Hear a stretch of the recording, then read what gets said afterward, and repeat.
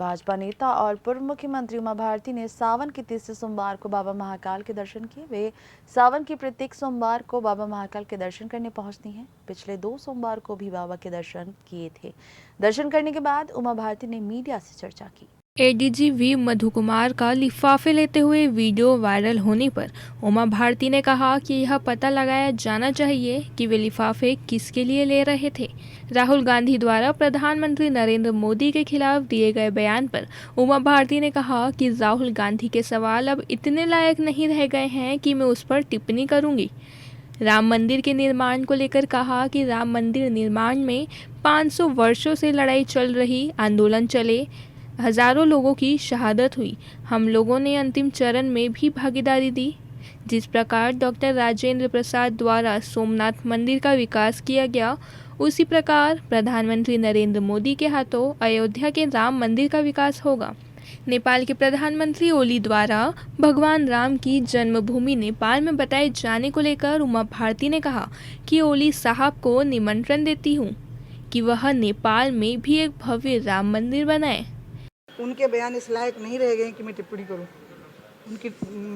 मेरी टिप्पणी करना मेरी हेठी हो जाएगी, मैं नहीं कर सकती। मैं सबसे ज़्यादा खुश इस बात से हूं कि 5 तारीख को भव्य शिलान्यास की तैयारी है। राम मंदिर आंदोलन में 500 साल से लड़ाई चली, अभियान चढ़ा बहुत बड़ा, लाखों लोगों की जान गई, हज़ारों लोगों की शहादत तो अभी ही हो गई एक 100-125 साल के अंतर्गत। और उसके आखिरी चरण में जब हम लोग भागीदारी किए तो वो तो आखिरी चरण था। लेकिन अब हमें, और सबसे बड़ी बात है कि सुप्रीम कोर्ट का जो डिसीजन आया और उस डिसीजन को जिस प्रकार से पूरे देश के लोगों ने एक रस होकर के स्वीकार किया, एक जैसा मन बना के, एक जन एक मन होके, ये पूरी दुनिया के लिए भारत का एक आदर्श उदाहरण प्रस्तुत हुआ। और अब एक जैसे सोमनाथ का हुआ था, राष्ट्रपति जी ने ही राजेंद्र प्रसाद जी के द्वारा उसका प्रारंभ हुआ था, इसी प्रकार से अब मोदी जी के हाथ में होगा। भगवान महाकाल के जो प्रिय देवता हैं वो भगवान विष्णु हैं, यानी भगवान राम हैं। और भगवान राम का नाम सुन करके बाबा महाकाल बहुत प्रसन्न होते हैं, इसलिए बाबा भी बहुत प्रसन्न हो रहे होंगे कि राम की जन्मभूमि पर भव्य मंदिर का निर्माण, और वो भी इतना शांति और सौहार्द के वातावरण में हो रहा है। 5 तारीख को राम मंदिर को लेकर अब जो नेपाल भी देखिए, कोरोना के जो नियम हैं वो इतने भयानक हैं कि मैं उन नियमों का पालन करूँगी। उस नियम के अनुसार जो हमको बताया जाएगा हम उस पर चलेंगे। दीदी नेपाल में अब जो राम मंदिर, हाँ, वो जो देखिए, अगर अमेरिका कहेगा हमारे यहाँ पैदा हुए थे, नेपाल कहेगा हमारे यहाँ पैदा हुए थे, तो हमको तो बहुत खुशी है। राम तो कड़कड़ में व्याप्त हैं, इसलिए मैं ओली साहब को निमंत्रण दूंगी कि वो भी एक भव्य राम मंदिर का निर्माण वहाँ करवा दें।